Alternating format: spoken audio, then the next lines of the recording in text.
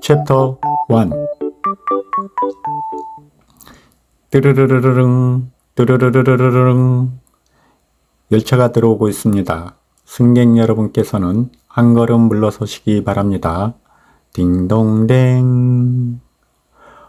어이쿠 연병, 오늘따라 왜 이렇게 사람들이 많은 거요? 승강장은 발을 디딜 수 없을 정도로 사람들로 가득 찼다.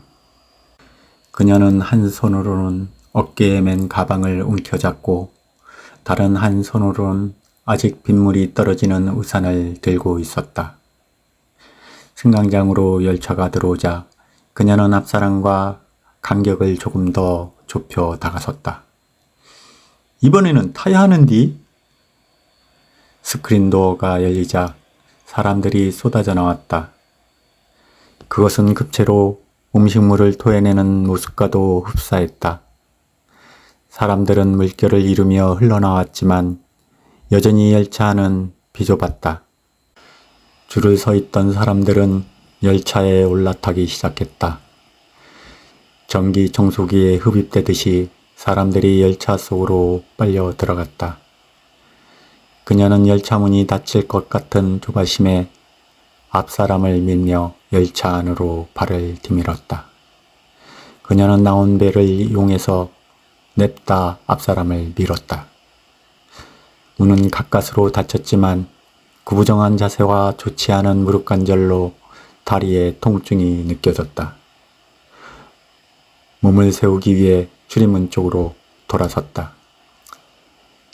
에이씨, 그렇게 밀면 어떡해요? 그녀 옆에 있던 젊은 여자가 손으로 가방을 밀치며 말했다. 뭐요? 내가 언제 밀었다고 그려? 요즘 젊은 것들은 버릇이 없어. 방금 밀었잖아. 20대 초반의 젊은 여자는 그녀를 째려보며 말했다. 이게 어디서 반말이여? 싸가지 없게. 너는 내 애미 애비도 없냐?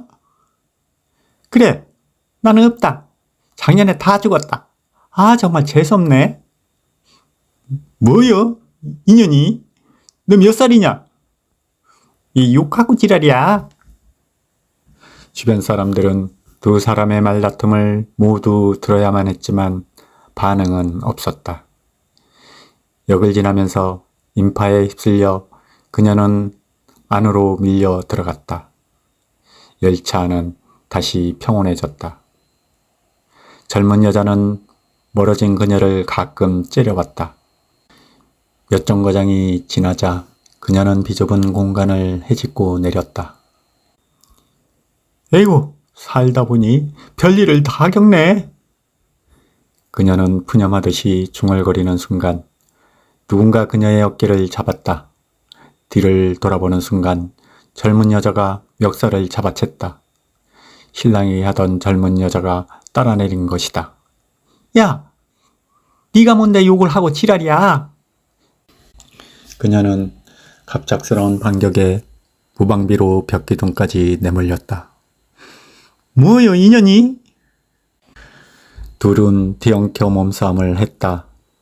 지나가던 학생들 가운데 몇 명은 걸음을 멈추고 어딘가로 전화를 하였고 어떤 학생은 동영상을 찍기도 했다. 하지만 어느 누구도 싸움을 말리는 사람은 없었다. 잠시 후 영무원이 달려왔다. 영무원이 두 사람을 뜯어말리는 동안에도 욕설은 오고 갔다. 내가 60년을 넘게 살다 보니 별일을 다 겪네. 이런 못된 년. 나이 먹은 게 자랑이냐? 에이씨. 젊은 여자는 그녀의 멱살을 놓지 않으려고 악다구니를 썼다. 영무원이 간신히 그들을 떼어놓고 나서야 싸움은 끝이 났다. 그녀는 지하철을 빠져나와 비오는 길을 걸어갔다. 아직도 100m를 전력 질주한 것처럼 심장이 요동치고 맥박이 빠르게 뛰었다. 갑자기 그녀의 눈에서 눈물이 흘러내리기 시작했다. 눈물이 나는 것은 젊은 여자와의 실랑이 때문만은 아니었다. 그동안 살면서 겪었던 일들이 주마등처럼 머리에 떠올랐다. 막노동을 하는 남편, 그나마도 돈을 벌러 나가는 날보다 쉬는 날이 많았던 인간. 쉬는 날은 어김없이 술에 취해 주정을 하고 행패를 부리기 일쑤였다. 저놈의 인간, 나가 죽는 편이 낫지. 저것도 남편이라고. 저주를 퍼부었지만 막상 술에 취해 차에 치여 죽던 날 그녀는 오늘처럼 하염없이 울었다. 그래도 합의금으로 받은 돈으로 월세방을 청산하고 전셋집으로 옮긴 것이 그나마 위안이 되었다. 비록 산꼭대기에 있는 집이지만 매달 월세 낼 걱정 없이 마음 편히 돌아갈 집이 있다는 것이 좋았다. 그 인간에게 고마움을 느끼는 또 하나는 피부칠을 남겨준 것이다. 비록 뒷바라지를 변변히 하지 못했지만 그녀에게도 의지하며 살아갈 사람이 있다는 것이 그녀에게는 큰 힘이 되었다. 한때 세상이 원망스럽고 고달파 삶을 포기하려고 한 적도 있었지만 자식이 눈에 밟혔다. 산전수전 다 겪은 그녀였지만 세상에 대한 원망과 분노의 감정은 줄어들지 않았다. 눈물은 빗물처럼 하염없이 흘러내렸다. 주택들 사이로 난 계단으로 올라가다 잠시 걸음을 멈춰 섰다. 집으로 올라가는 길에 숨이 차 항상 휴식을 하는 장소였다. 멀리 내려다 보이는 도심은 무심해 보였지만 하루의 피로를 잊게 해주는 순간이다. 이 공간, 이 순간은 그녀가 저녁 미사를 보는 것처럼 경건해지고 모든 현실을 받아들이는 정화의 시간이다. 터벅터벅 계단을 올라 어느새 집에 도착했다. 그녀는 녹슬어 밑이 너덜거리는 철문을 열고 집으로 들어갔다. 비가 추적추적 내리지만 집에는 따뜻한 온기를 느낄 수 있었다.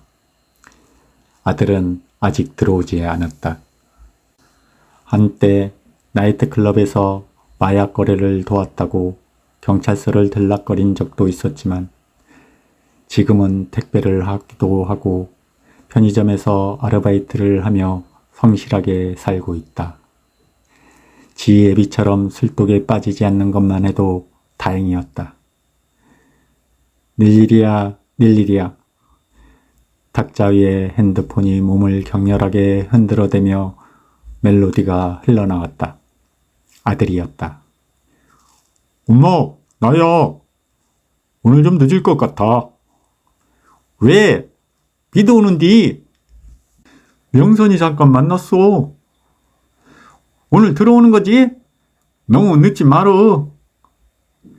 그리고 보니 여자친구가 생기고부터 아들이 변한 것 같다. 예전과는 다르게 얼굴이 밝아졌고 집에 안 들어오는 날이 늘어난 것도 여자친구 때문이란 생각이 들었다. 애미 된 입장에서 아무데나 무책임하게 씨를 뿌리고 다닐까 걱정이 되었다. 돌아오는 토요일에 여자친구를 보기로 했다. 그녀의 등살에 못 이겨 아들이 식사 약속을 잡은 것이다. 그녀는 조금이라도 정이 깊어지기 전에 어떤 여자인지 직접 확인하고 싶었다. 심신이 피곤해 일찍 잠자리에 들었지만 잠이 오지 않았다. 새벽까지 이런저런 생각을 하다가 잠깐 잠이 들었다. 챕터 2. 동전 크기만한 단추가 바닥에 떨어져 대굴대굴 굴러갔다. 뭐여, 이연병, 새 옷이 왜 이런데야? 그녀는 어제 큰맘 먹고 시장통에서 바지를 샀지만 뱃살에 못 견뎌 단추가 떨어져 나갔다. 그녀는 복지회관에서 공짜로 중고 옷을 구할 수 있어 옷가게를 갈 일이 없었다. 더군다나 식당만 오가다 보니 새 옷이 굳이 필요 없었다. 그래도 이번에는 아들의 여자를 만나는데 옷이라도 변변히 차려입겠다는 생각으로 큰맘 먹고 새 옷을 샀다. 돈 주고 산 것이 왜 이 모양이여? 약속 시간이 다 되어가 옷가게에 들르기는 애매했다. 그녀는 임시 방편으로 바지를 옷핀으로 고정시켰다. 사장님, 잠깐 나갔다 올게요. 6시 전에는 들어올 거구만요. 늦지 마라. 그녀는 약속 시간이 늦을까 싶어 말이 떨어지기도 전에 식당 문을 나섰다.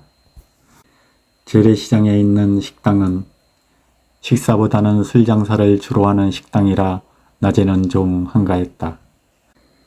약속 장소는 몇 정거장 되지 않는 거리였지만 어디서 사고가 났는지 버스는 가다서다를 반복하며 느리게 갔다.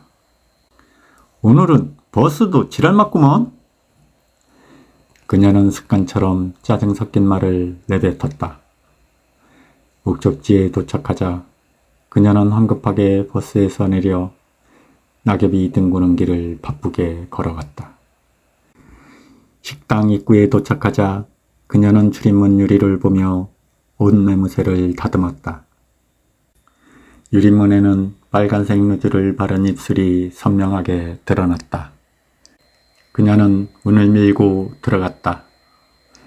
식당은 넓은 홀에 테이블이 있었고 안쪽으로 작은 통로를 두고 양쪽에 룸이 위치하고 있었다. 예전에 그녀는 이 식당에서 5년 넘게 일을 했었다.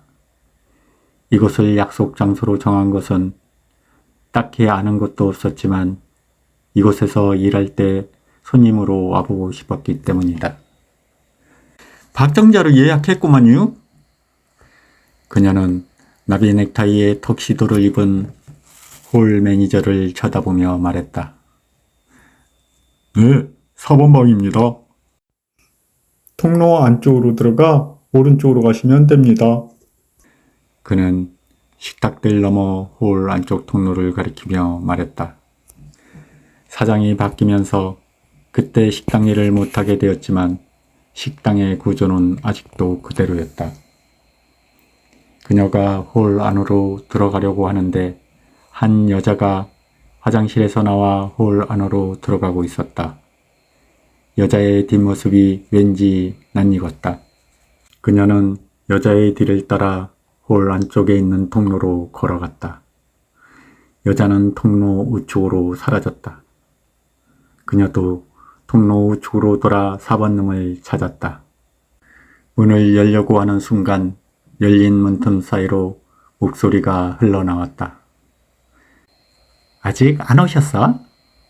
여자가 자리에 앉으며 말하는 것이 보였다. 이제 도착할 때가 된 것 같은데 전화 한번 해볼까? 순간 그녀는 하늘이 무너지는 것 같았다. 문틈 사이로 보이는 여자의 얼굴은 바로 며칠 전 열차에서 실랑이를 하던 그년이었다. 그녀는 문을 열 뻔했지만 간발의 차이로 문 뒤로 몸을 숨겼다. 어째 이런 일이 뭐요? 전현이 왜 여기에 있디야? 그녀는 다리에 힘이 풀리고 정신이 혼미해지는 것 같았다. 그때였다. 닐일이야, 닐일이야. 아들에게 걸려온 핸드폰 소리가 조용한 통로에 울려 퍼졌다. 순간 정신이 바짝 들었다. 그녀는 핸드폰을 감싸쥐고 뒤뚱거리며 식당 출입문 쪽으로 뛰어나갔다. 이 일을 어쩐냐? 그녀는 허공을 향해 중얼거리고 있었다.